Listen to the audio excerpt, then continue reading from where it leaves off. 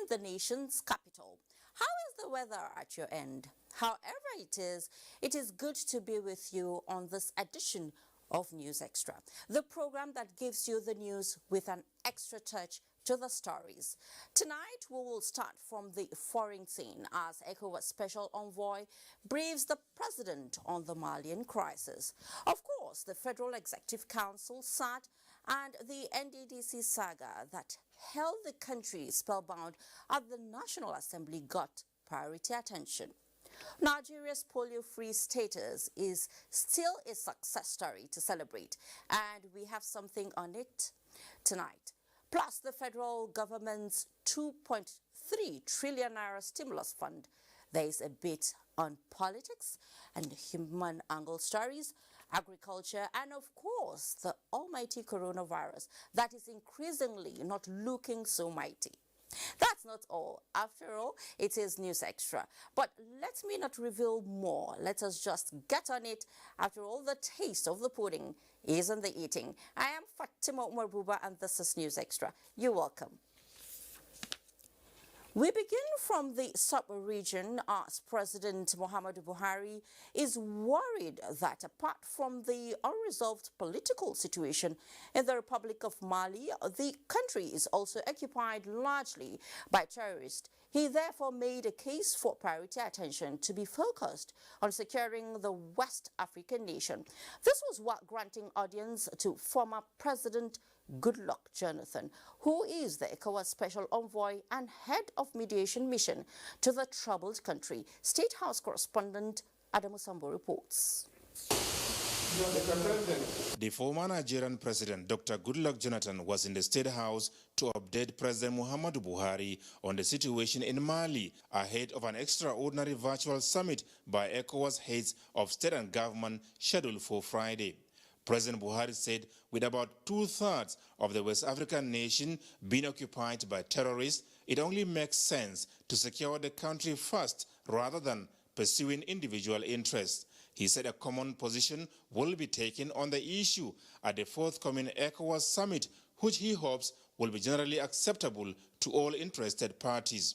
Dr. Jonathan had earlier briefed the president on his dialogue with the military coup leaders seeking to stay in power for 3 years before holding elections. The ECOWAS team, he however said, asked them to allow ousted President Ibrahim Keita to return to his personal residence and be given tight security. Dr. Jonathan explained that the military leaders, calling themselves National Committee for the Salvation of the People, turned down the request, saying the ousted president could travel abroad and not return to answer questions they may have for him. The team also told them the position of ECOWAS that an interim government be put in place headed by a civilian or retired military officer to last for 6 or a maximum of 12 months, during which elections will be organized towards restoring full constitutional order in the country. Dr. Jonathan disclosed that his team was allowed to meet with the ousted President Ibrahim Keita, who confirmed to have resigned voluntarily and no longer interested in returning to his former position. He told the Nigerian leader that the Malian military leaders want ECOWAS to lift the sanctions put in place, now affecting the country adversely. From the State House, Adamu Sambo, NTA News. In the meantime, the Federal Executive Council has approved the appointment of field forensic auditors to undertake a comprehensive forensic audit of the Niger Delta Development Commission, NDDC. This is in addition to the lead forensic auditors earlier appointed by the federal government in March this year. The Minister of Niger Delta Affairs, Senator Godswill Akpabio, announced this while briefing newsmen after the weekly meeting of the council presided over by President Muhammadu Buhari. State House correspondent Adamu Sambo again has the details. The meeting, 22nd in its series for the year 2020 and 13th to be held virtually in the new normal, lasted about 4 hours. Issues relating to the oil-rich Niger Delta dominated discussions as the Buhari presidency remains committed to dismantling obstacles to the development of the region. Consequently, approval has been granted for the appointment of 8 field forensic auditors for the NDDC, amongst them foreigners to be in charge of programs and activities at the Commission's headquarters. This has really kickstarted the commencement of evaluation and of the abandoned projects of the NDDC in the last 19 years, estimated at almost 12,000 projects.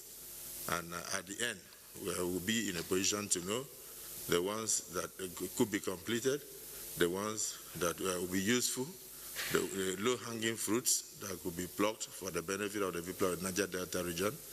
And through this exercise, we'll know the quantity, the amount of monies that have gone into the region in the last 19 years, and whether the value we have received so far are commensurate with the monies that have entered into the NDDC. The minister attributed the delay in the commencement of the forensic audit exercise to the absence of approved budget for the NDDC and not the lack of political will. This Senator Akpabio, however, said has now been taken care of as President Muhammadu Buhari has approved that the payment for the exercise be undertaken by the presidency. And so we thank Mr. President for not just the will, but for also undertaking to ensure the funding to make sure that this exercise comes to fruition, because it will benefit not just the Niger Delta people, but it will benefit Nigerians, and it will also give direction to a lot of agencies of government. The involvement of the internationally and globally recognized forensic auditors will help us to checking whether there were issues of misappropriation, bribery, corruption, fraud, or anything of that sort that could have militated against the success of the agency in the last 19 years.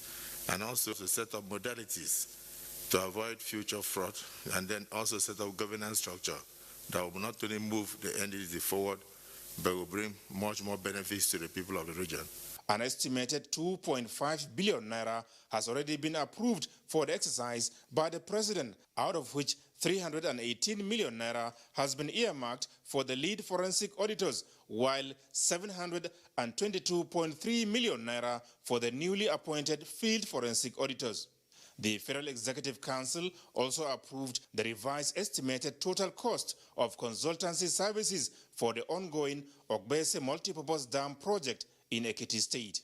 This project is one of the 116 projects we inherited. It was started in 2009, and it is one of the projects we prioritize for completion since we conducted an audit of all the ongoing projects in 2016.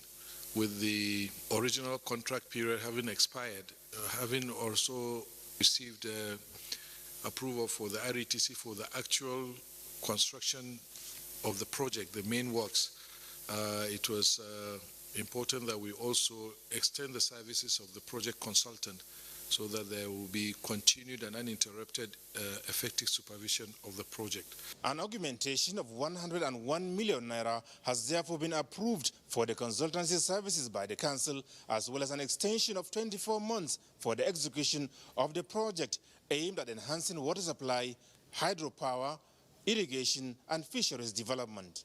From the State House, Adamu Sambu, NTA News.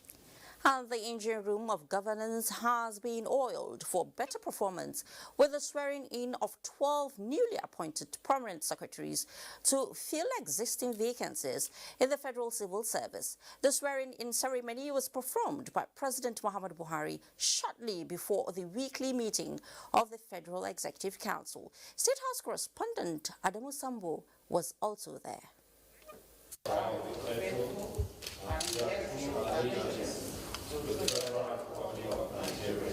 Emerged from a rigorous screening exercise, including a written examination, ICT competency test, as well as an oral interview, the new permanent secretaries represent 12 out of the 16 states where vacancies existed. They are Dr. Emmanuel Chukwuemeka Meribol Abia, Dr. Yerima Peter Tarfa Adamawa, Dr. Ifoma Adora Anya Utaku Anambra, Dr. Antonia Akpabio Ekpa Cross River, Dr. Babayo Ardo Kumo Gombe, and Babangida Husseini Jigawa. Also sworn in were Bashir Nuhu Alkali Kano, Dr. Olua Toin, Akinlade Kogi, Dr. Shuaib Muhammad Lamido Belgore Kwara, Udo Monilola Omokumi Oyo, Ali Uganda Muhammad Sokoto, and Mahmouda Mamman Yobe. President Buhari also swore in 2 commissioners, Ida Hagbong Williams Omorige Henry for the Federal Civil Service Commission and Usman Mahamoud Hassan for the Revenue Mobilization, Allocation and Fiscal Commission. The swearing-in ceremony was devoid of speeches, but the head of the Civil Service of the Federation, Dr. Folashade Yemi Esong, speaks on the government's expectations from the new appointees. I think the first thing is that they must serve with a lot of integrity, and they must also make sure that the promises of Mr. President get to the people. That is the function of the bureaucracy, and if they are leading the bureaucracy in all their ministries, then they must ensure that Mr. President's promises get to the citizens of Nigeria. And what are the promises? The first one is on security.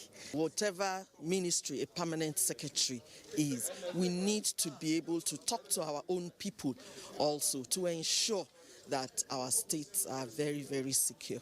Some of the permanent secretaries spoken to by NTA News promised to live above board in discharging their responsibilities. We have pledged to deliver on the mandate of Mr. President. I promised that we shall do our level best to ensure that we commit ourselves to our oath of allegiance and oath of office.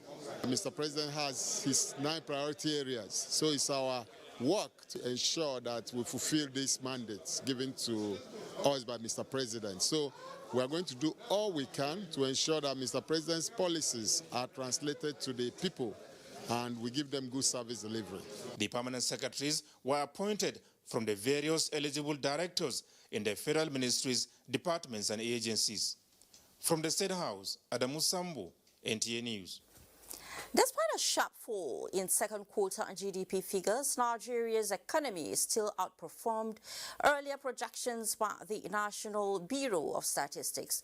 In a response to the second quarter figures by the presidency, says the performance is commendable when placed at par with many big economies around the world. Decline of 6.1% for the second quarter and 2.18% for the first half of 2020 was better than the projected forecast of minus 7.24% that was initially estimated by the National Bureau of Statistics. Despite the observed contraction in economic activity during the quarter under review, it outperformed projections by most domestic and international analysts. The figure was also relatively far better than many other big economies around the world recorded during the same period.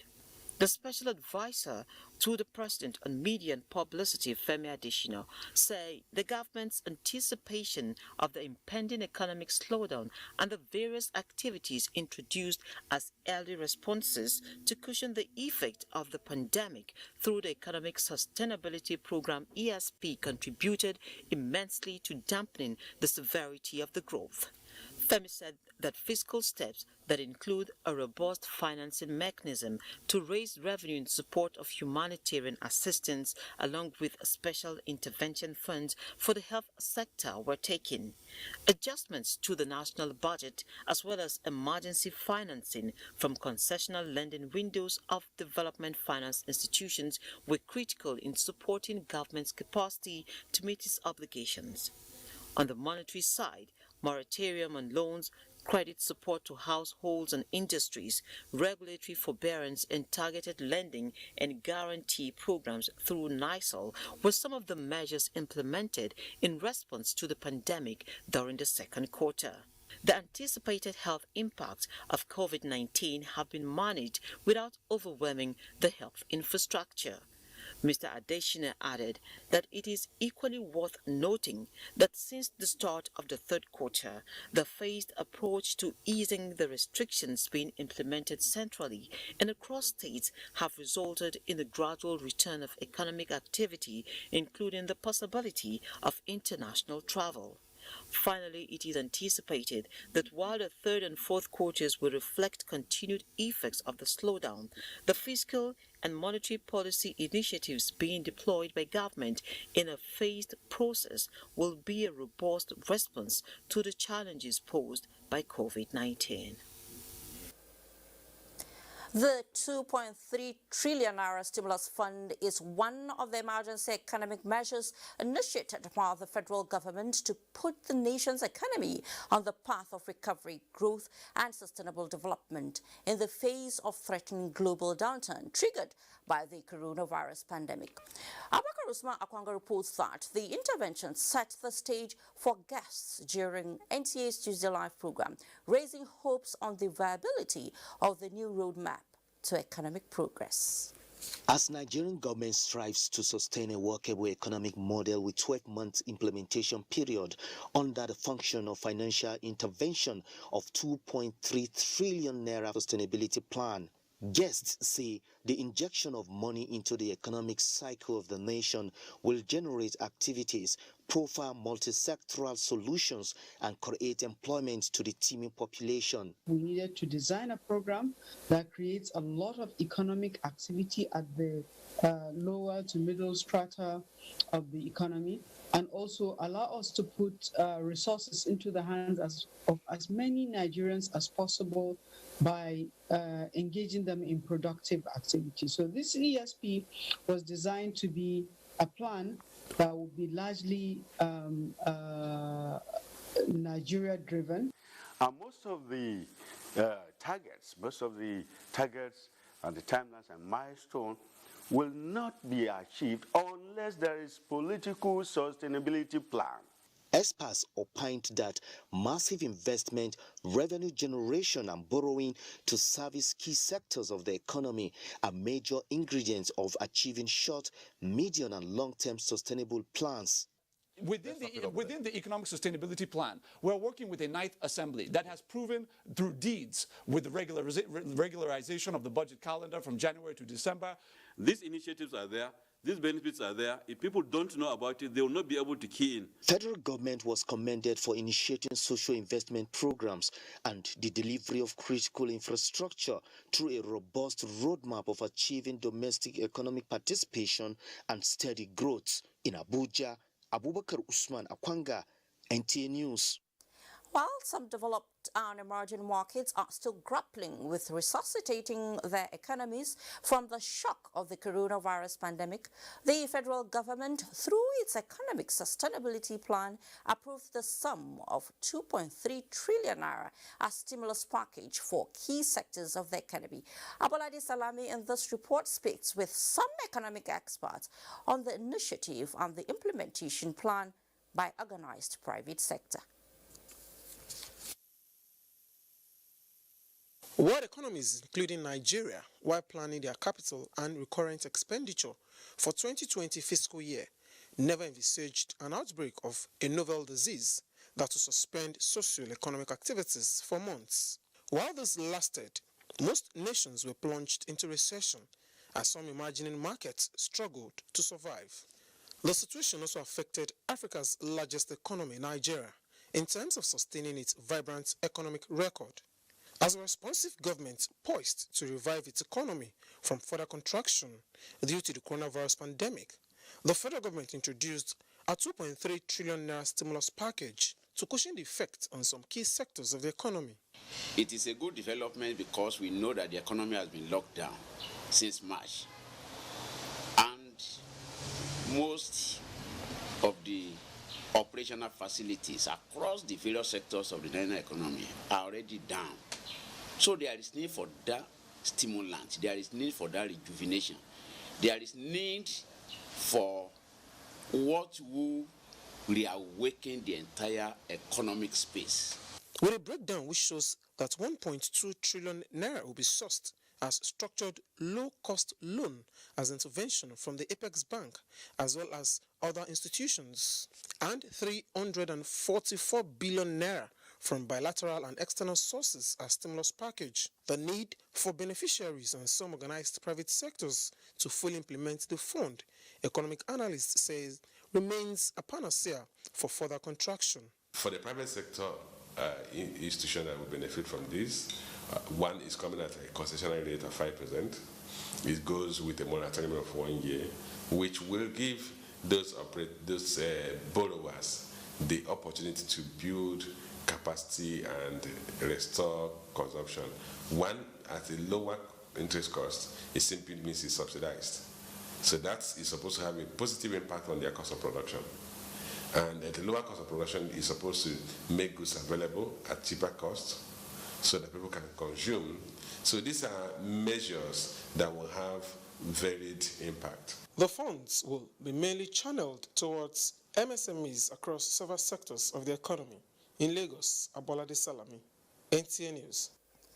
Let's take our first break on the news, and when we return, Nigeria finally shuts the door on its long unwanted guest. We have a special on polio-free nation and continent.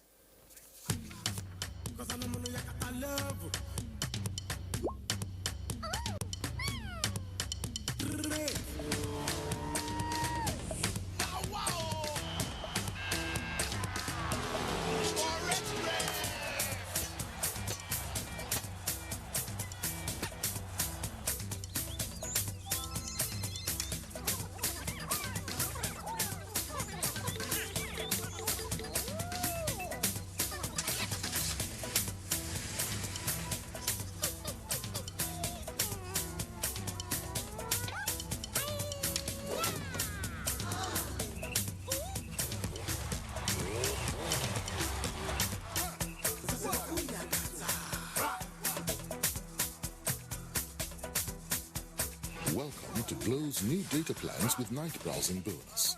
Dial *777#. Glow Unlimited. At Elizade Autoland, we don't just sell quality, we build quality. JAC Motors, assembled in Nigeria by Elizade Autoland.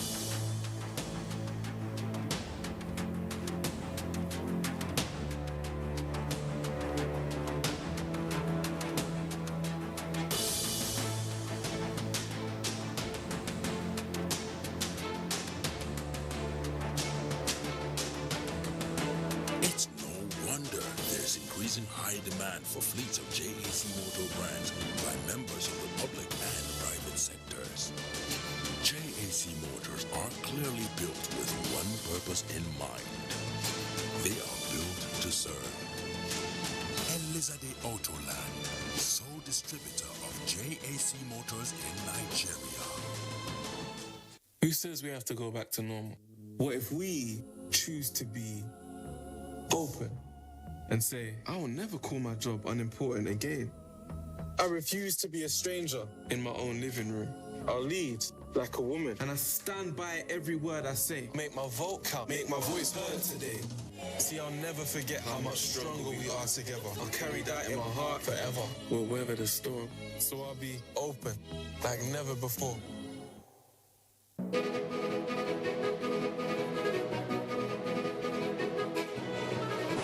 How did I get here? It all started shortly after I graduated from MSTC, the Model Skills Training Center with a certificate in ICT. I successfully developed a data management program that has been called the software of the future. Thanks to its success, everyone wants it. And as you can see, now everyone wants me. But I'm not alone. The skills training programs at MSTC are equipping young Nigerians to become the next big success story. Whether it's ICT, mechatronics, facility technology, electronics and computer networking, or culinary studies, a certificate at MSTC is the way of the future. And just like me, there he is. Everyone will want you to. ITF, developing the nation's human resource. There is a very tough guy who knocks out every opponent, but now he's been knocked down by malaria. Amatem Soft Gel. Amatem Soft Gel makes treating malaria easy. Amatem Soft Gel is a game changer. Oh! The opponent is down! Amatem Soft Gel. A good talk about malaria for body. Available for adults and children. Say no to malaria. Yes to life.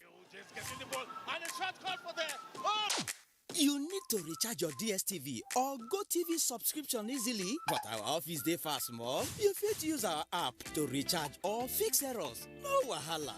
Or if you like one-on-one service, our Sabi Men agents full ground. Them be certified field service agents. We fit help you with any gbege. Sabi Men day for you. If you want recharge your subscription and sharply activate your account, then fit help you resolve any technical challenge or customer inquiry. How you go take know them? Now with them Sabi Man jacket, branded face cap and backseat box machine with them hold. Now so you go Sabi our Sabi Men for your area. So whether na my DSTV app, my GoTV app or Sabi Men within your area, make sure say you continue to enjoy world-class quality entertainment anytime at your convenience. We dey your side.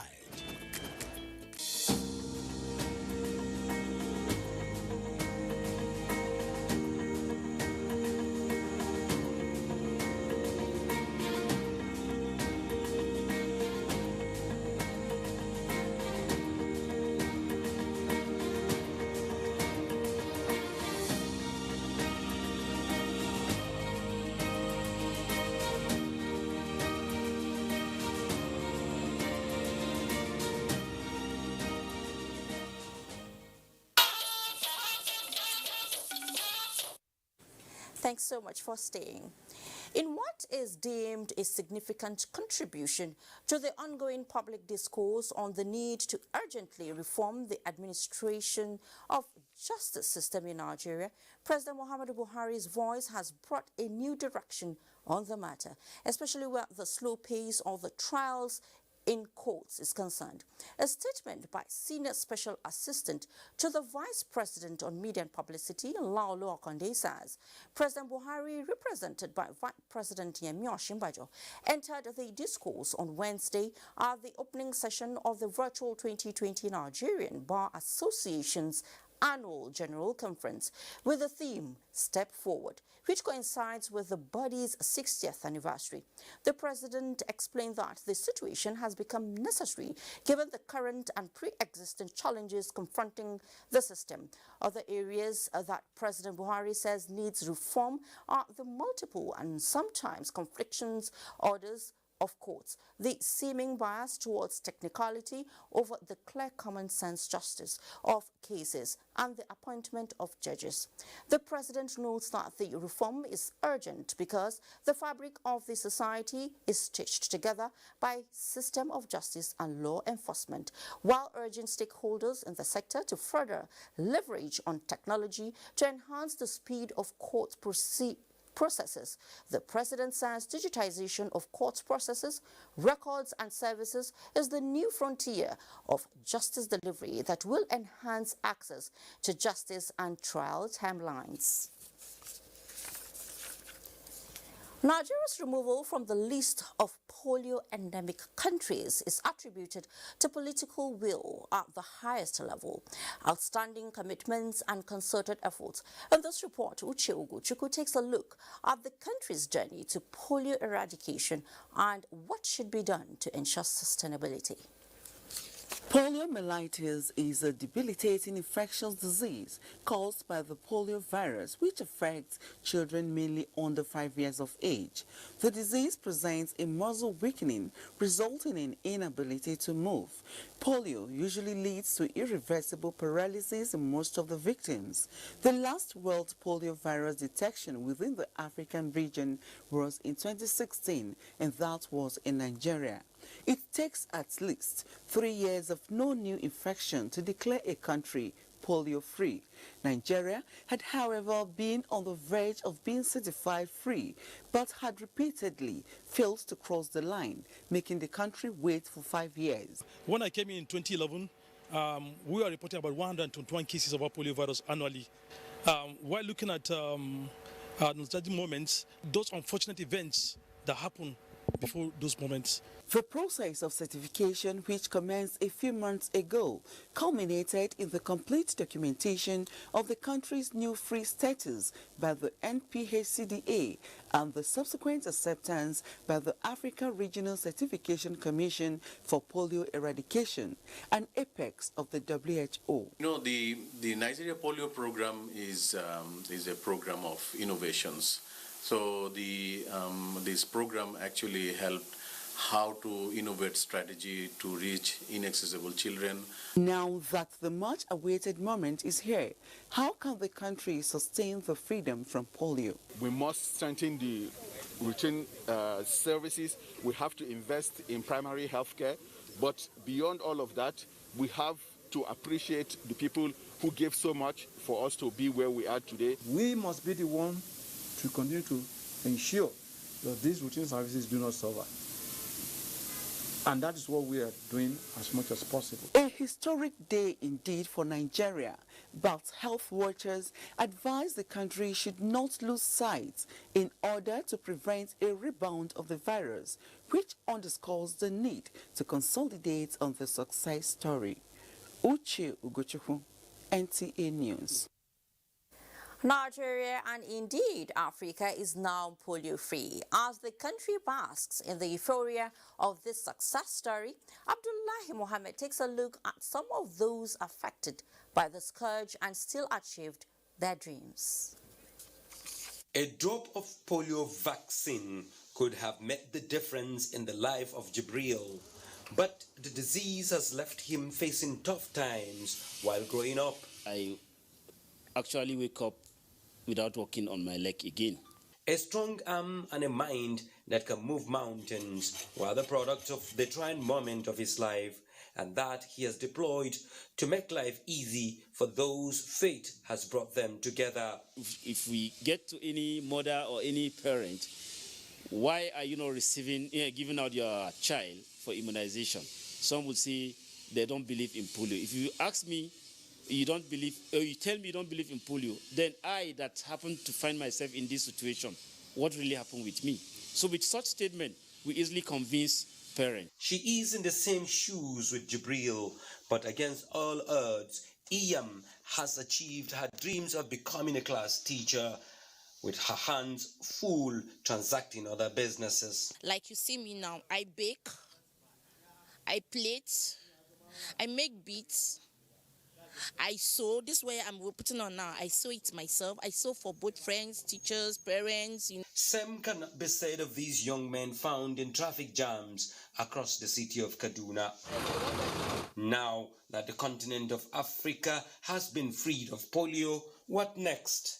A frontline polio immunization actor in Kaduna State reacts. We have over 1,168 facilities whereby they are rendering immunization, including the polio vaccine. So we'll continue to do the vaccine so that at least each and every child will be prevented. This means that all the structures in place for the continuation of immunization and sensitization must be sustained. In Kaduna, Abdullahi Muhammad, NTA News. Thank you so much, Abdullahi. Now, critical stakeholders on election matters have agreed to work collectively to make the September 19 Edo governorship election violence-free. This was at a stakeholders meeting at the instance of the Assistant Inspector General of Police in charge of Zone 5 headquarters, Dibal Yakadi, in Benin City. And good luck, Enaini has the details. AIG Yakadi centers his address on election security as the meeting is facilitated to sensitize the people to the dangers of election vices.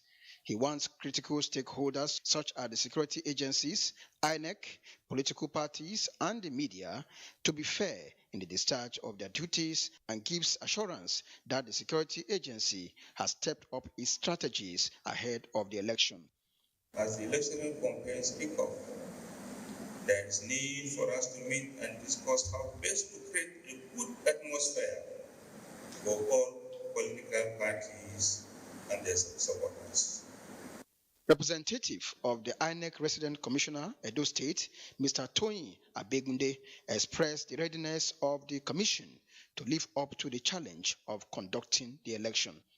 One of the things that INEC has been doing, which everybody is aware of, is the creation of what we call registration area centers. That is where we camp our people in order to have quick access to their polling units on election day. The stakeholders are happy with the initiative. We have to go back again and sensitize our people, advise them, particularly the youth. What we have canvassed here today is for us to take this message to our supporters to our party members that election is not a do or die affair. We are also particularly happy for this meeting so as to sensitize the generality of the people so that we work towards free, fair and credible elections in Edo State. The AIG promised to organize more of such meetings before the conduct of the governorship election. In Benin, Goodluck Enaini, NTA News. If you fail to plan, you have planned to fail. That is an adage the APC must be fully aware of and appreciates. That is why the party has commenced processes towards victory at the legislative by-elections in 8 states across the country. Caretaker and Extraordinary National Convention Planning Committee of the party has inaugurated the screening and appeal committees ahead of the elections. Salihu Abdullahi reports.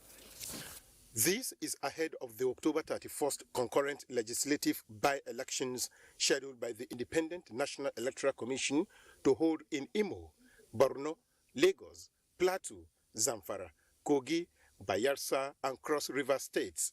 Caretaker committee of the party urged members of the committees to see their role as strategic and ensure a credible exercise in the interest of the aspirants. The job of selecting credible candidates for those elections begins with you. The national chairman, His Excellency Honorable Mai Balabuni, and the entire leadership of the party are committed to free and transparent process that will produce acceptable candidates. Some of the committee members see the task as another opportunity to positively impact the APC. Dispensing justice, equity within the party. So this is what they're expecting each and every one of us in the committee.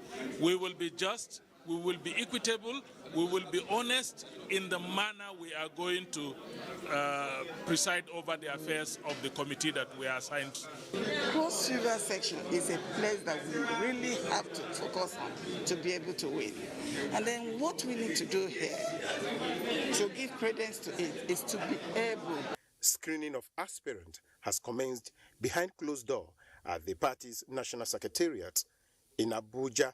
Salihu Abdullahi, NTA News. In the meantime, stakeholders of the All Progressives Congress from Adamawa State have resolved to work to strengthen the party in the state. The delegation of stakeholders was led to the party's national secretariat in Abuja by the only APC senator in Adamawa State, Aisha Binani. Addressing journalists at the end of the closed-door session with the chairman, caretaker and extraordinary National Convention Planning Committee, Malabuni, Senator Binani speaks on the efforts being made to return Adamawa State to the Progressives family.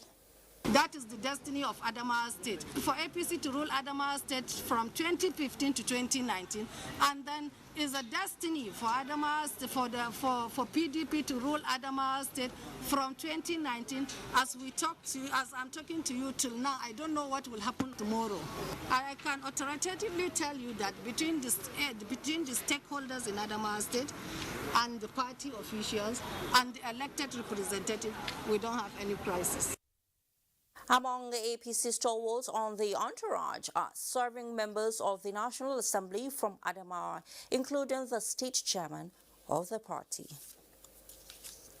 And President Muhammadu Buhari has approved the appointment of chief executive officers for 9 of the agencies under the Federal Ministry of Information and Culture. The approval letter, which was conveyed to the Minister of Information and Culture, Lai Mohammed, by Professor Ibrahim Gambari, Chief of Staff to the President, indicates that Mr. Buki Bonle was appointed Managing Director of the News Agency of Nigeria. Mr. Nurasani Kangiwa, Director General, National Institute for Hospitality and Tourism. Mr. Francis Ndubisi Nwosu, Executive Secretary, Nigerian Press Council. Mr. Ebiten William Ivara, Director General, National Gallery of Art. Mr. Olalekong Fadolapo, Registrar CEO of Advertising Practitioners Council of Nigeria, and Professor Sunday NSC Ododo, General Manager CEO, National Theatre Others are Ado Mohammed Yahuza, Executive Secretary, CEO, National Institute for Cultural Orientation; Professor Abba Issa Tijani, Director General, National Commission for Museums and Monuments; and Mrs. Oluwabumi Ayobami, Director General, Center for Black and African Arts and Civilization. The appointments take effect from 1st September 2020. The management of the NTA has noted with concern the inaccurate and fallacious story being circulated by some online media outfits and some newspapers to the effect that it has been ordered by the Senate Committee on Finance to step aside. This claim is wholly untrue and thrives only in the realm of malice and mischief. For the avoidance of any doubts, NTA as a corporate body and public broadcaster is not under the radar of a Senate through its Committee on Finance. What is being looked at is the NTA Star Joint Venture, a limited liability cable television company formed in 2009 and jointly owned by both the NTA and Star Times. The company has its own management, which is independent of and entirely different from the management of the NTA. This management has appeared before the committee on invitation and presented documents as requested.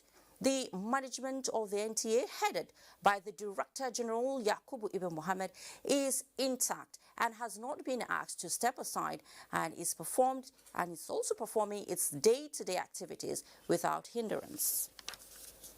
Still to come on News Extra, a tale of the good and ugly side of nature. Find out why Benue is no longer under the threat of losing its place as the food basket of the nation. Stay with us.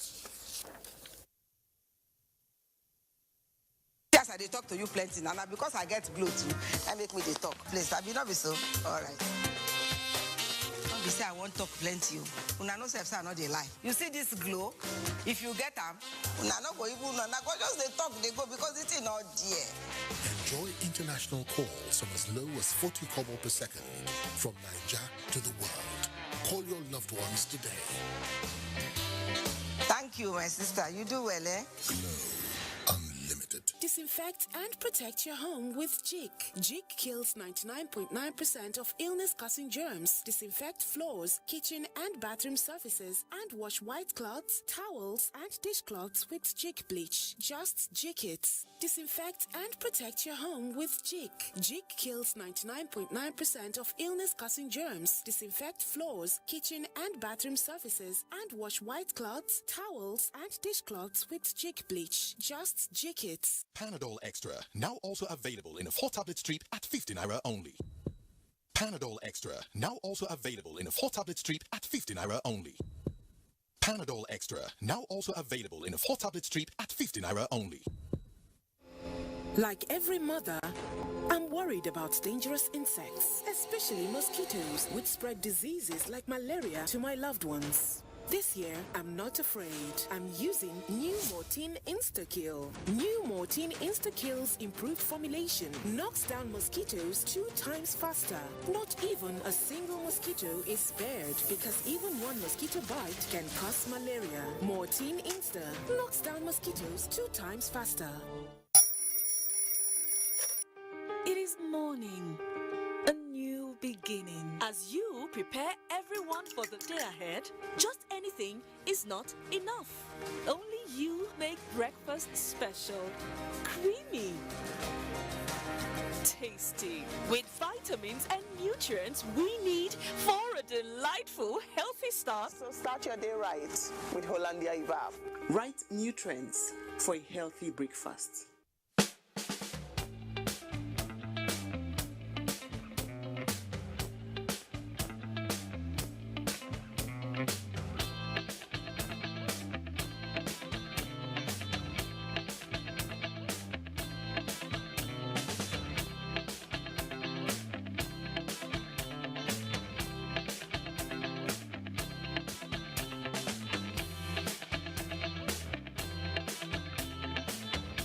Panadol Extra, now also available in a 4-tablet strip at 50 naira only.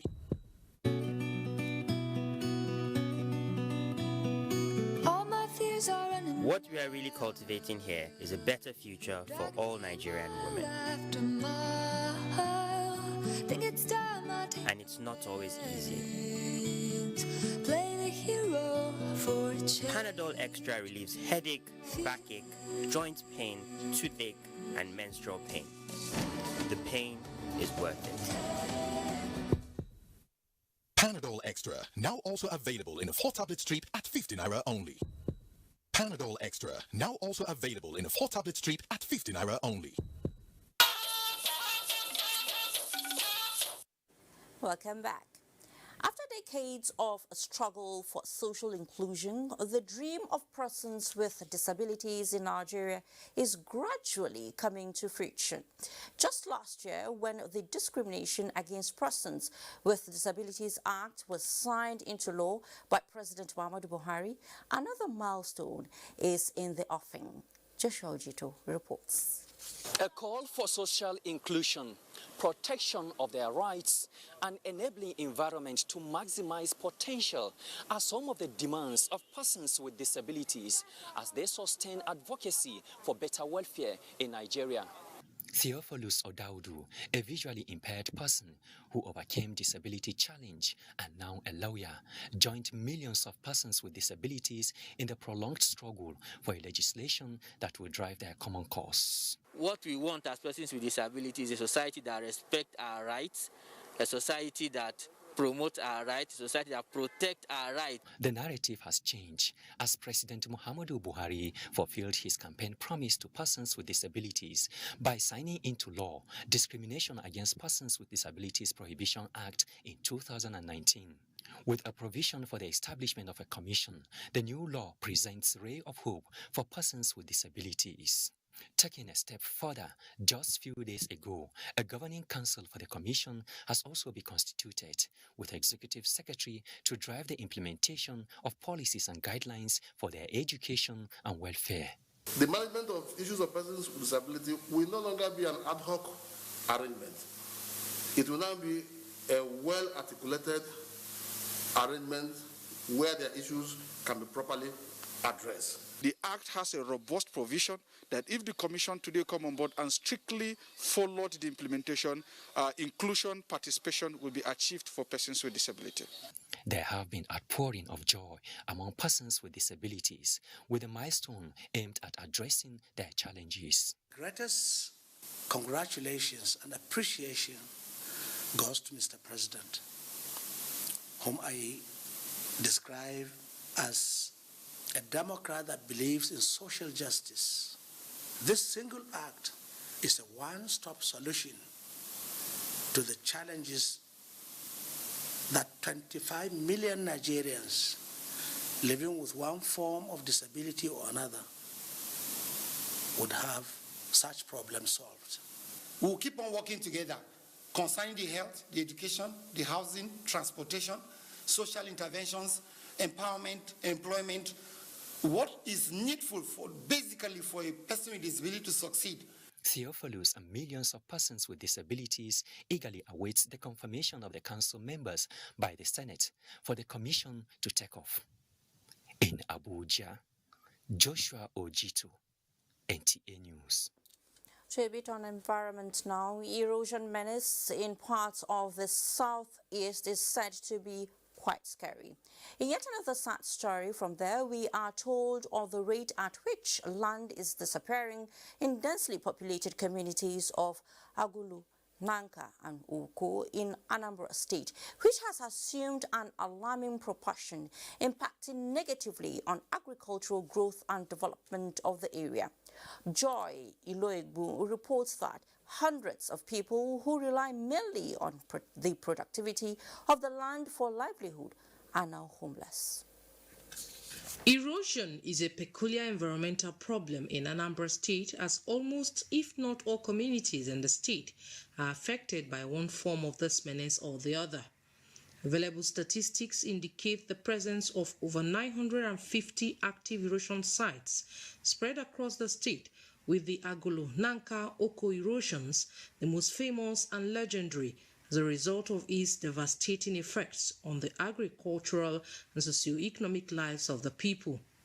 This environmental hazard has over the years remained active, defying any form of control measures put in place by the communities and government, prompting more calls for help and global intervention. Discussing about erosion of Nanka Oko erosion is supposed to be state of emergency because so many people and lands are caving in every day, and people's houses, so many houses are going and people are dying every day. So it's something that the state, not a state government, it's a nation that have to do with. It's something you see sometimes it will sink up to 300 feet deep down. So it's federal, it's World Bank that can help us. The World Bank, for the past 4 or 5 years, we have been waiting for them. The only thing we always see is sending in consultants, A, consultant B, consultant C, consultant C. So unless the federal government declares Nanka erosion disaster area and a state of emergency for it to be done, otherwise these communities will be wiped out. Efforts to control the development of the Agolo-Nanka Oko gullies have proved difficult as erosion, despite intervention works, has eaten more than 80% of lands in these 3 towns. The erosion menace in these 3 communities will wipe out the entire southeast with the pace, the rates, and the way it's going. So I want the federal government to come to their rescue. It's not something a local contractor can do. The magnitude of erosion devastation across Anambra is not exactly what the state government can handle due to huge financial involvement. However, experts say the state is prone to greater ecological disaster if no serious intervention is urgently structured to combat this awful degradation. In Awka, Joy Iluebu, NTA News. Oh, the ugly side of nature there, I must say. The joy of witnessing a speculated dream of over 50 years come true is one the people of Ibi, a local government area of Taraba State, are savoring and living to celebrate. This has been the mood in the community since heavy machinery and other equipment for the construction of Ibi Bridge across River Benue started arriving. Joseph Austin reports that ground preparation to commence work has already started. The route across River Benue in Ibe local government of Taraba State is said to be the shortest link between Taraba and Plateau states, as well as other states in the northern parts of Nigeria, including the Federal Capital Territory, Abuja. Engine boats remain the only means of transportation across the waterway. However, it seems this will soon give way to vehicular movement after the federal government approved a construction of a bridge across the river, estimated to cost over 57 billion naira. The construction company has been mobilized and heavy machines and other equipment are arriving for commencement of work. A wave of excitement has engulfed Ibi, with residents believing the project will bring lots of opportunities for the community and the state. It is a place that links almost every part of this country. So now that the bridge has come to stay, at the end of the day, is going to boost the economic activities of the place. This noble gesture should never be played with, should never be joked with. Its unsustainability. Work has actually started with the construction company carrying out lots of surveillance and construction of guest houses. Some of them will get job, business will be moving, a lot of things. So if they can give us that security, that's all we need from them. Mobilization of the contractor to site by the federal government has demonstrated its commitment to execute the project. It is now left for the government and people of Taraba State to provide an enabling environment for speedy completion. Joseph Sound Otsen, NTA News. Last week, we brought you the story of anxiety by farmers in Benue State over lack of rainfall. Well, the farmers are singing a different tune now. What is the new song? It is a song of hope for a bumper harvest. The reason is not far-fetched. Ode Moses Ajao, who interacted with some farmers in the state, has more. The delay in rainfall for over 3 weeks across the state occurred during the planting season of crops like rice, sesame seed, soybean, and beans, left farmers with no any other choice but wait patiently for the rain, as most of the crops planted were unable to survive. A development which sent negative signals of an impending poor yield and food scarcity in the near future. Despite the situation, some farmers are hopeful of a bountiful yield. It affects us, we farmers, most especially menace and soybeans. Globally, we are going to have problems in all those areas because you cannot, if you don't plant, you cannot harvest. And if you don't harvest, you don't market. It starts like this. It should continue from now to maybe November or late October. Director, Ministry of Agriculture, Benue State, Timothy Nongo, who allays the fears of farmers, explained that the break in rainfall is not a strange phenomenon. We should practice the innovations in agriculture, like cultivation of drought-resistant varieties of crop. He stressed that the state is prepared to accommodate the challenges of food shortage if it arises. Continuous rainfall, the farmers say, will to a great extent improve the yield of some crops cultivated in the state at this point in time. In Makudi, Ode Moses Ajao, NTA News. Call it a clarion call, and you are right, as state governments have been advised not to deprive Nigerian residents in their respective states from benefiting from the intention and investment of the federal government to ensure safe water and sanitation for all. Muswao Wahab reports that federal-state partnership appears to be one of the bottlenecks the Federal Ministry of Water Resources is facing as it embarks on implementation of programs and policies to turn around the water, sanitation and hygiene sector in the last 1 year. COVID-19 slowdown notwithstanding, the Federal Ministry of Water Resources appears to have been busy with the implementation of the National Wash Action Plan in the last 1 year. Water Resources Minister Suleiman Adamu presents its evidence as he says additional 2.4 million Nigerians have gained access to water supply, with 34 schemes completed in the last 12 months and 40 more water supply projects lined up for completion in the 2020 fiscal year. Also highlighting other achievements, which include completion of some dams, expansion of irrigation facilities, and scaling up of campaign against open defecation. The ministry says it's been deliberate to make good Mr. President's promise to lift 100 million Nigerians out of poverty through its various projects.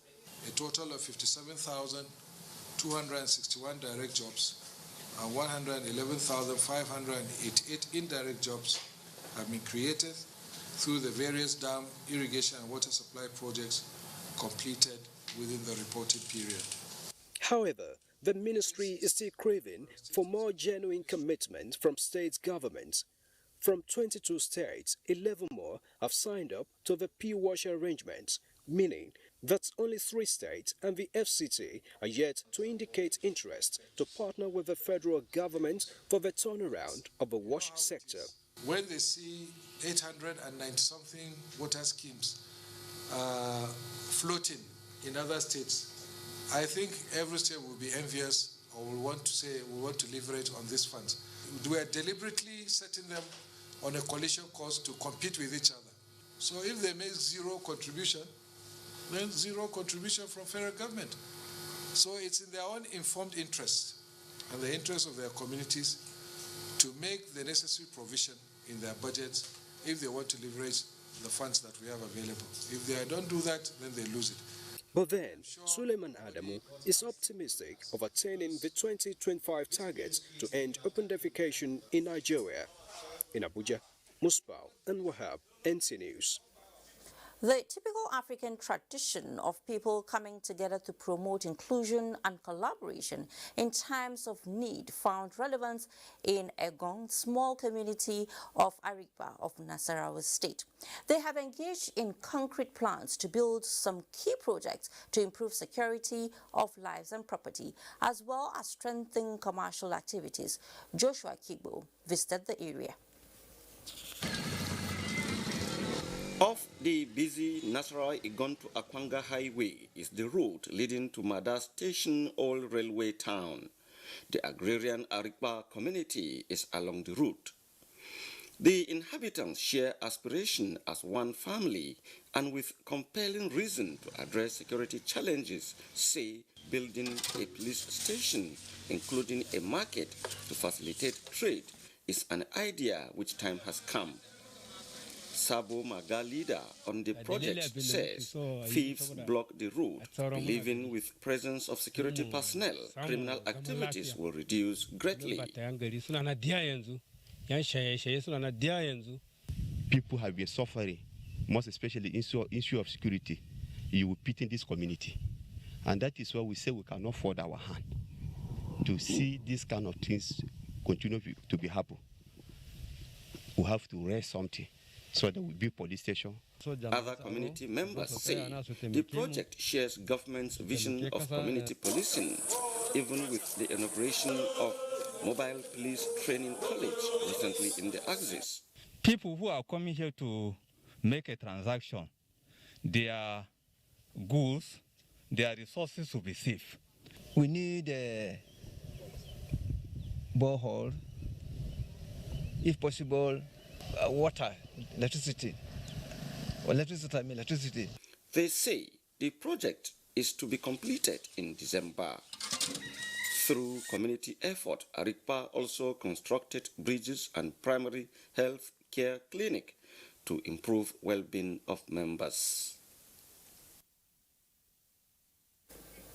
We take another breather at this point. When we return, news about COVID-19. Our correspondent gives us insight into space technology and national development in the face of the pandemic. Stay tuned to News Extra.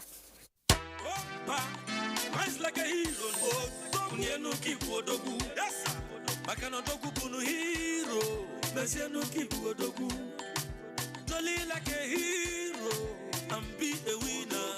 When America Igabo, when America Igabo, 1 million no gabo kekio, agabo kekio, 1 million naira, agabo kekio, 1 million naira for you, 1 million naira for mama, 1 million naira for papa, to rise like a hero. 20050, test your code. 20050, test your code. To be a millionaire, test your code. Jolly like a hero, I cannot do a hero. Test your code. Test this year 20050, 20050, test your code. 1 million no rise like a hero.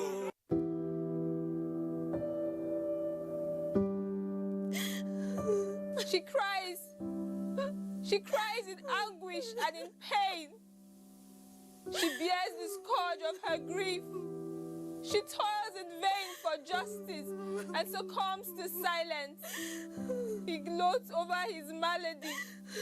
Like a beast, he pounces with no remorse. Her cry means nothing. Her pain feeds her shame. Like an orphan, she's left to grieve in solitude. But no more will she cry in vain. Her adversaries will henceforth bear the brunt of their cruelty. Rape is evil. Rape is a plague, a pandemic of monumental consequences. We must unite and kick it out of our society. Connect with NTA and stand against rape and rapists. This message is brought to you by the Nigerian Television Authority, NTA.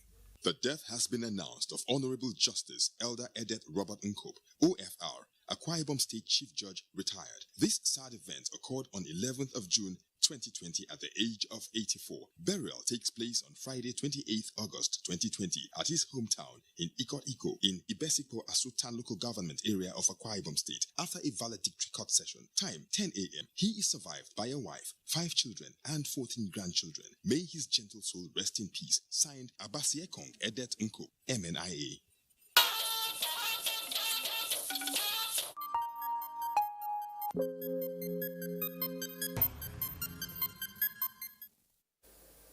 Glad to have you back on News Extra. Recent study finds obesity increases risk of COVID-19 death by 48%, and Lebanon says it could lose control of coronavirus outbreak. Let's join Joyce Ometu for an update on the global scourge.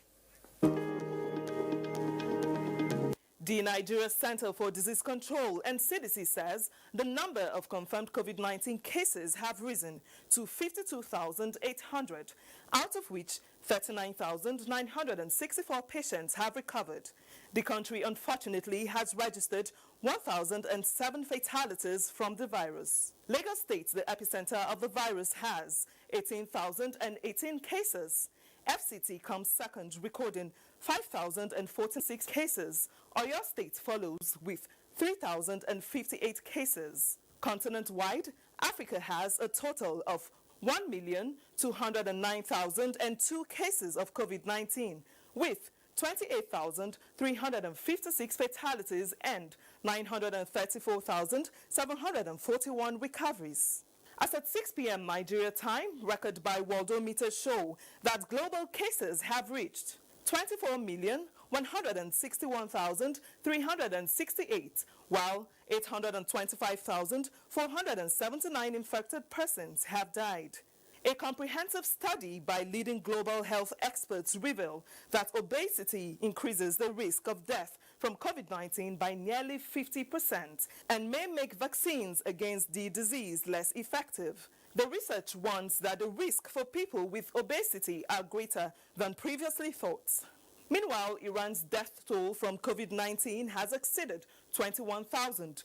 Iran's top health officials have appealed to Iranians to avoid traveling during the Shia Muslim religious holiday of Ashura later this week to avoid the risk of fresh surge of infections.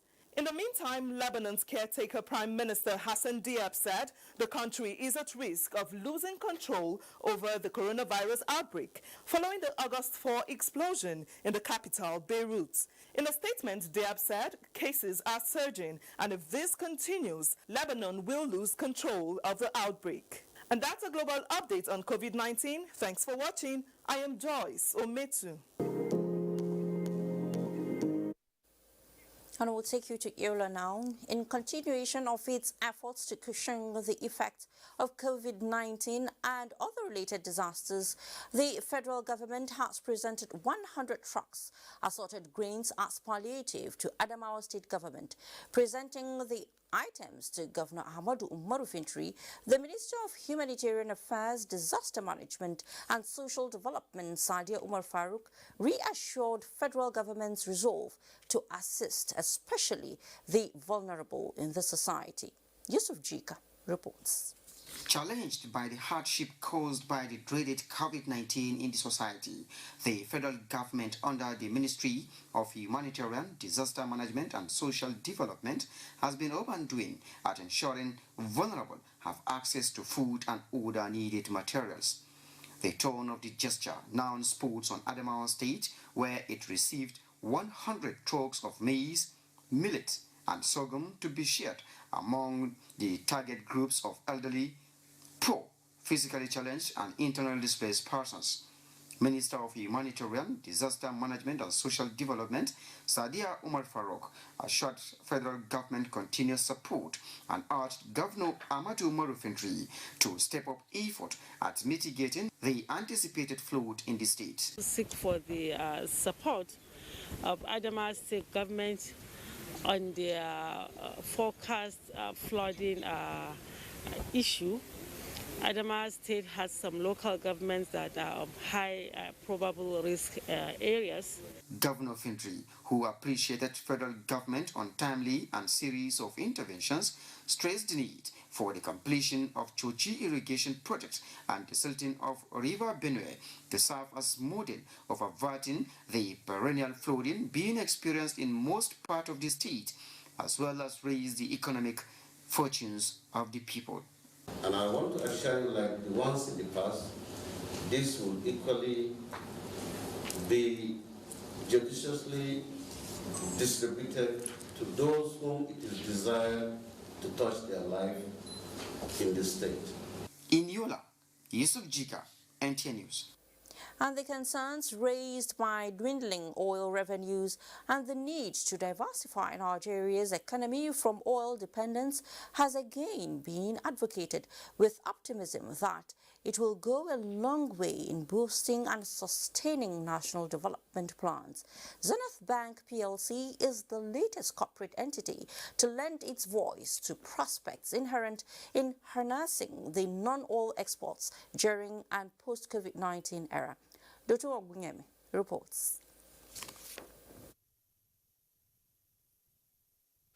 In 2019, Nigeria's total oil exports value stood at 14.7 trillion naira, while non-oil exports stood at 2.53 trillion naira. This figure has, however, risen progressively since 2016, according to the National Bureau of Statistics. This webinar by Zenith Bank highlights the opportunities for growth in non-oil exports, including solid minerals and agriculture. We came to the conclusion that the only thing we can do is join in the advocacy to draw a lot more awareness, to draw people to the fact that export business, export orientation is a no-brainer for our country. With several benefits of improved non-oil exports, speakers at the forum believe great value will be added to the Nigerian economy, among which is employment generation. Nigeria must survive in the world economy where she no longer sells oil. And that was it. And that was the task we set to ourselves. It is important that attention is paid to the non-oil sector for the economic stability of the nation. Optimal attention should be given to sectors such as manufacturing, agriculture, information technology, and most importantly, the SME sector, which can drive job creation, improve industrialization, increase GDP performance, and play a critical role in the process of economic growth. The forum strongly advocates concerted effort from government, regulators, exporters, financial institutions, and other trade facilitation partners who are all players in the value chain. Zenith Bank has since 2017 launched the Non-Oil Export Seminar aimed at promoting non-oil export business in Nigeria. In Lagos, Dotun Ogunyemi, NTA News. For a space program to be successful in the context of a developing nation, such program must provide tangible benefits to the country and its people and be tied to broader development projects or objectives. In this report, Kira Umayo takes a look at deployment of space technology for national development. Space Technology Enterprise focuses on research, rigorous education, engineering, development, design, and infrastructure, particularly in the areas of instrumentation, rocketry, satellite data acquisition, processing analysis, and management of related software. With the emergence of coronavirus, the deployment of communication satellite-powered internet applications such as Zoom, Skype, WhatsApp, and others escalated across the globe, with conferences and meetings held virtually, thereby saving the cost of global shuttle for such conferences. The National Space Research and Development Agency, NASDA, has been ramping up its operations to ensure that the nation's Earth observatory satellite perform optimally to provide services required by other sectors of the economy during this pandemic. Nigerians' life is better off now with using space, and more, and very, very soon, everything in the world will depend on the space technology. You know that many of our students, or all the schools were closed during this COVID period, but some schools were in operation. Some schools finished their second term and did that at their third term, in fact, about completing third term. Why? Children can stay at home and learn through their laptop using the internet. The internet is a product of space science and technology. These are the advantages, and the requirements for it is coming inevitable, especially within this time now. What is the nexus between space technology and national security? Satellite imagery will provide you continuous surveillance over a particular area that will give you the vital information about what is happening in that area. So space technology is vital in obtaining those critical information that could be used for operational planning. Now we are working on getting our Made in Nigeria drone. I've already done plenty of work on that. Orbital satellites have remained indispensable instruments for solving human problems, but requires training and retraining of scientists and engineers. One of Nigeria's satellites, SAT-X, was designed and constructed by staff of the National Space Research and Development Agency, which can now boast of 180 PhD holders manning the various units of space science and technology. Space technology has been described by experts as a fulcrum for most of the identified sustainable development goals, and developing nations such as Nigeria have been encouraged to utilize the technology for the actualization of SDGs and other development strides that provide solutions to societal problems. Kirian Umayo, NTA News. And our last break beckons to stay. Across the bridge. Celebration of life of Honorable Justice Nigerian Okoronkwo, JCA, FCIARB, KSC, August 12, 1955 to July 26, 2020. By the sovereign will of the Almighty God, we announce with very heavy hearts the transition of a husband and father, Honorable Justice Nigerian Okoronkwo, Justice of the Court of Appeal, Ibadan Division. Program of events. A valedictory session will be held in honor of His Lordship at the Court of Appeal, Owerri, Imo State, on the 27th of August, 2020 at 10 a.m. Burial arrangements, August 28, 2020. 7 a.m. Body leaves Aladimma Mortuary. 7:30 a.m. Brief stop at His Lordship's village compound at number 54 Douglas Road, Owerri. 8 a.m. Lying in state at His Lordship's residence in Owerri, Imo State. 11 a.m. The funeral service will hold at Katol, Owerri, Imo State. May his beautiful and kind soul rest in the Lord's peace. Amen. Signed, Chimasa Nonye Okoronkwo, for the family. Across the bridge, there's no more pain. The sun will shine. You can follow us on all our social media platforms: Facebook at NTA Network News, Instagram at NTA Network, Twitter at NTA News Now, YouTube at NTA News Online, or visit www.nta.ng. For live streaming, visit www.nta.ng/live. Now, you can stay updated on the go, be it on your TV, iPhone, laptop, or iPad, or download the NTA mobile application from your Play Store or App Store. NTA, you can beat the rich. Inna lillahi wa inna ilayhi raji'un. It is with gratitude to Almighty Allah for a life well spent. The family of Alhaji Abdul Aziz of Okene Kogi State, but based in Lagos, announces the passing on to glory of their wife, late Alhaja Sahadat Aliu, who passed on Sunday, 23rd of August 2020. We also express family appreciation to all ulama, family members and friends associations who condoled and participated in the janat that took place by 4 p.m. today at Ikoyi Cemetery, Lagos.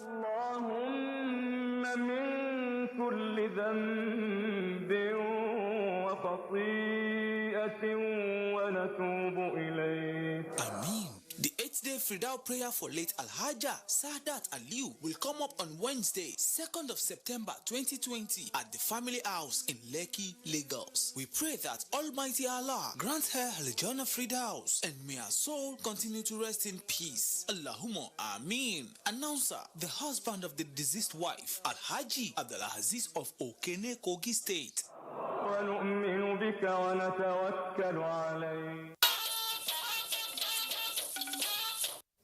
Good to have you back on News Extra. Remember the Army University set up last year?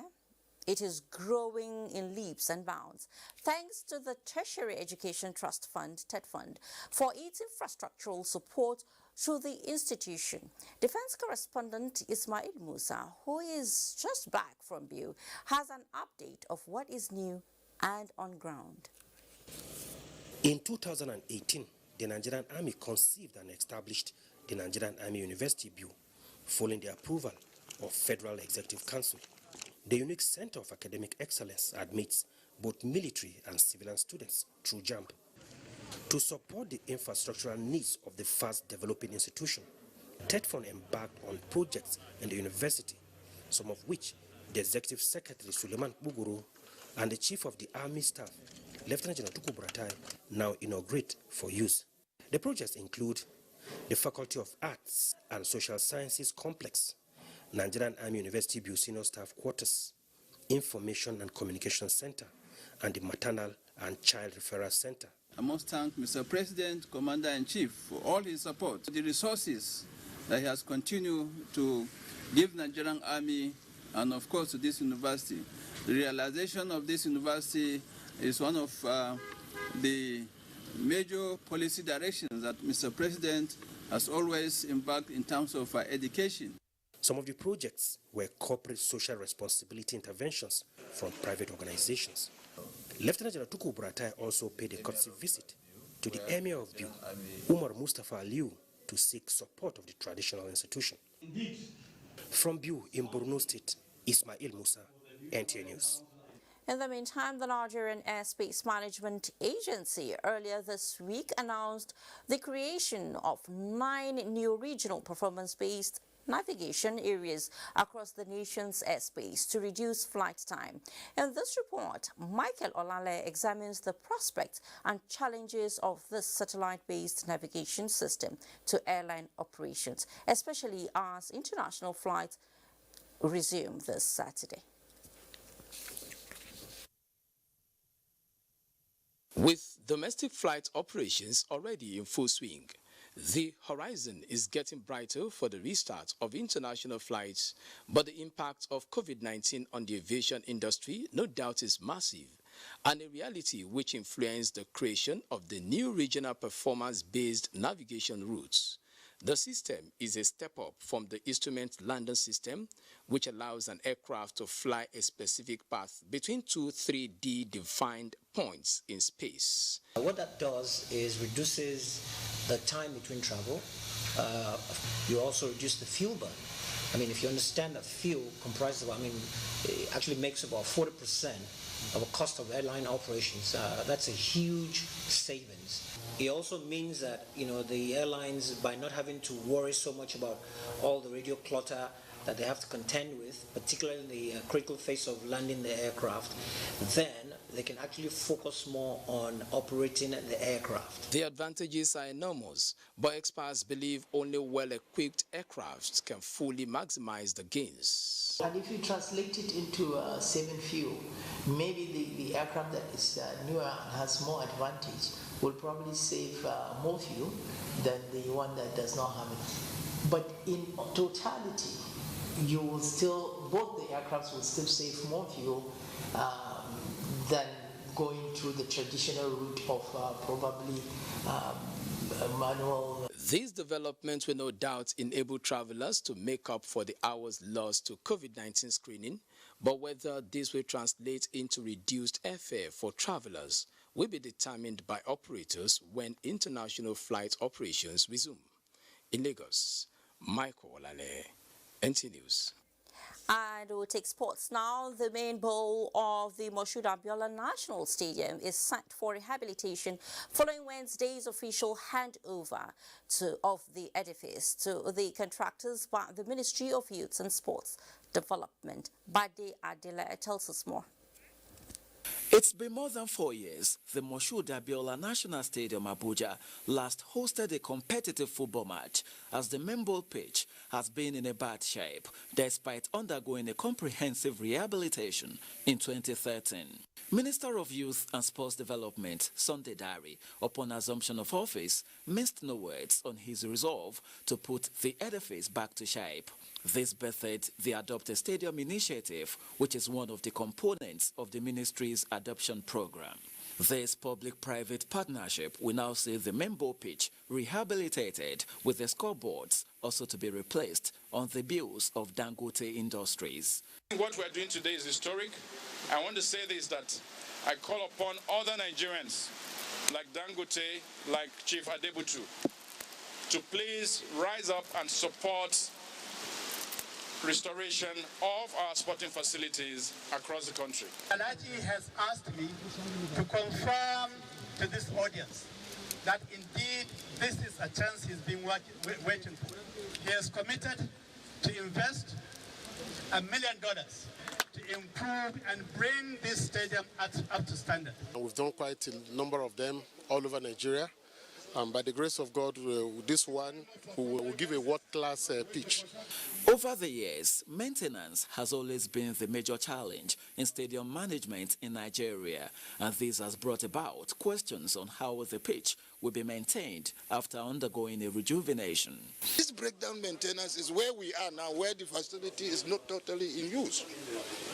So the Honorable Minister has brought a new dimension of public-private partnership in the management and maintenance of sports facility. After the rehabilitation, let us know the amount that it will take for the maintenance of this stadium. Then put it in the budget. With many reports just reaching us reads, in response to media reports that there is an increase in tariff for Nigerians, NERC wishes to clarify that tariff reviews going forward will only follow service-based principles. Under these service-based principles, DISCOs will only be able to review tariff rates for customers when they consult with customers, commit to increasing the number of hours of supply per day and quality of service. Customers are consulted and communicated a guaranteed level of electricity service by the DISCOs based on hours of supply. Second, customers are metered. And the third is that no estimated billing through the strict enforcement of the capping regulation. This means that unmetered customers will not experience any cost increase beyond what is chargeable to metered customers in the same area.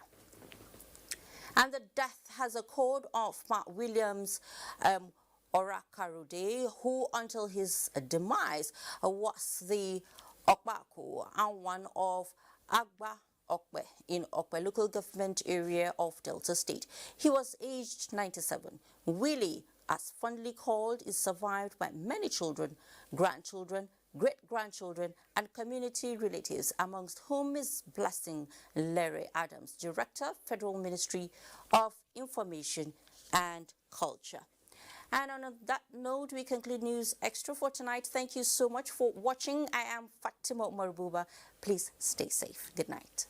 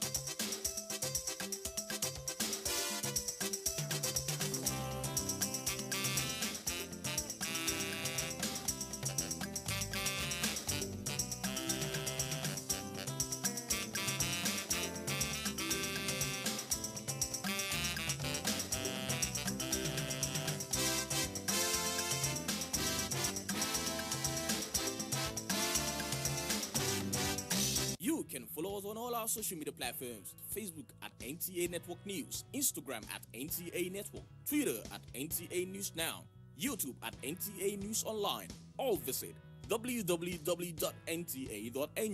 For live streaming, visit www.nta.ng/live. Now, you can stay updated on the go, be it on your TV, iPhone, laptop, or iPad, or download the NTA mobile application from your Play Store or App Store. NTA, you can beat the rich.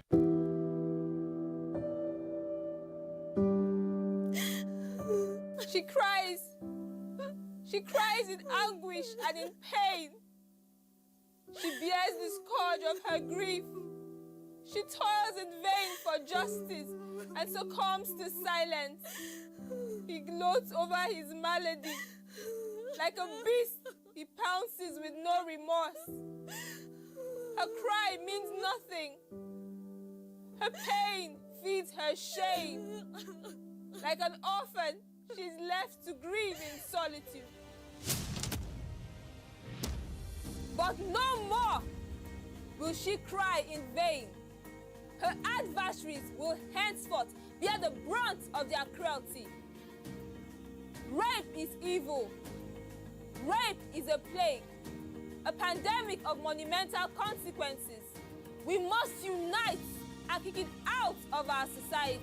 Connect with NTA and stand against rape and rapists. This message is brought to you by the Nigerian Television Authority, NTA.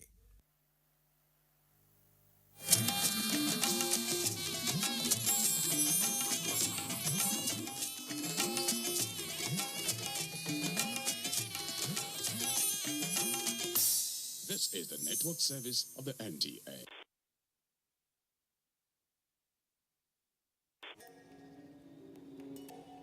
Tonight, Africa Eye exposes a sex trade network that traffics women from Africa to India.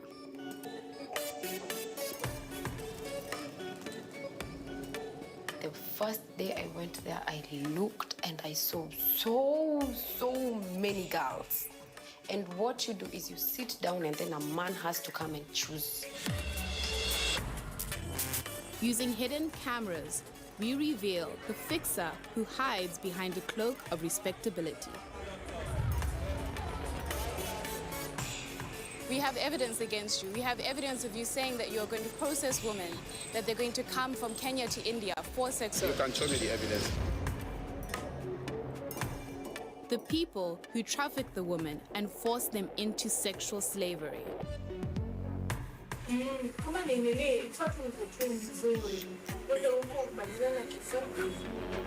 And the African sex workers who are treated like merchandise and live and die outside the protection of the law.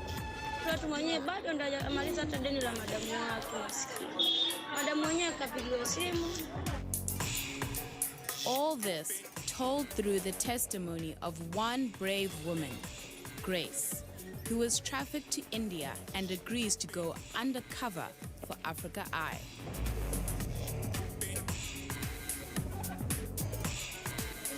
I don't want anybody else to go through what I went through.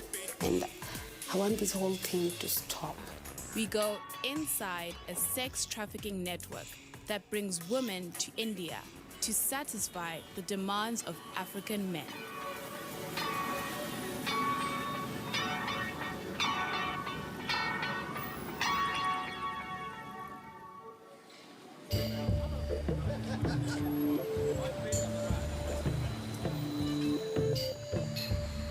My name is Nyasha Kadandara, a journalist and filmmaker. I produced the Africa Eye series, Sex and the Sugar Daddy. Grace was one of the women featured. I'm Grace. I'm a singer. I'm a musician. I'm a dancer. And I'm an actress. I want to become famous and have a good life. What matters the most is my baby's future. I don't want her to go through what I went through. The series investigated the trend of young Kenyan women seeking male sponsors to fund their lifestyles. As the series aired, Grace was drawn in. In that group, most of us were dancers, models, or video vixens. So that girl posted in the group that she's looking for someone who is interested in working in India. If you work in India, there's good money. Within few months, you have your land. Hearing that it's good money, I went for it. I decided, okay. Grace was linked to a Kenyan woman in India who would later become her madam.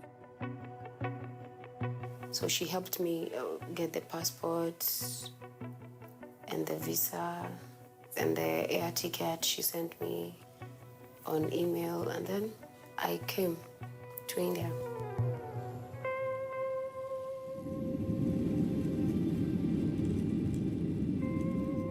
the airport in New Delhi, Grace was met by a woman known as Goldie, a madam working in the local sex industry.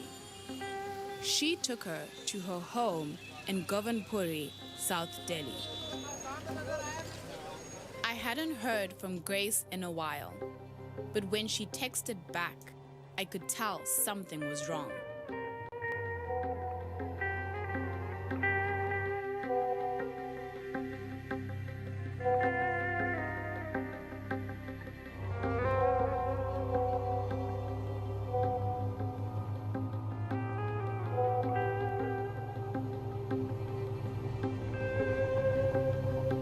No passport? 270,000 rupees in debt? That's nearly $4,000.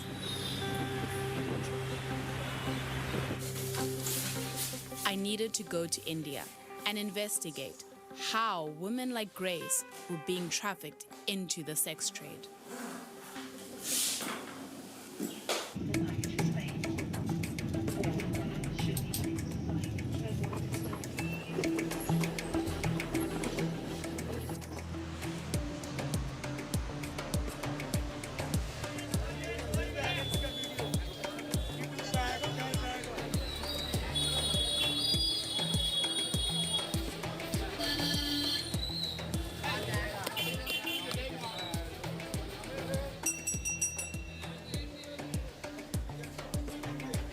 I met Grace in a market in a safe part of Delhi.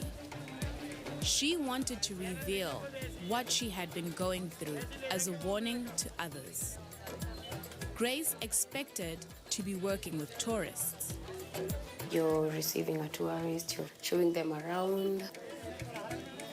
That's what I understood. But prostitution for me is something that I had said an X to.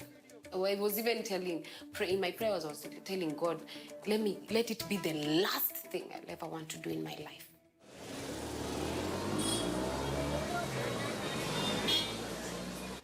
Grace agreed to film undercover to expose an underworld of sexual exploitation where women are trapped, traded, and abused. That's fine. You look nervous. What? I look nervous? Yeah. I'm good. Fine. Serious. She would start by taking us to Governpuri and the flat where she was taken to when she first arrived.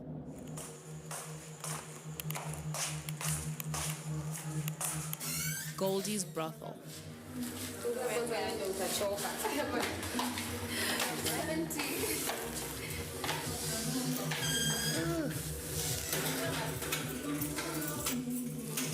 For 5 months, Grace lived in this room with 4 other trafficked women.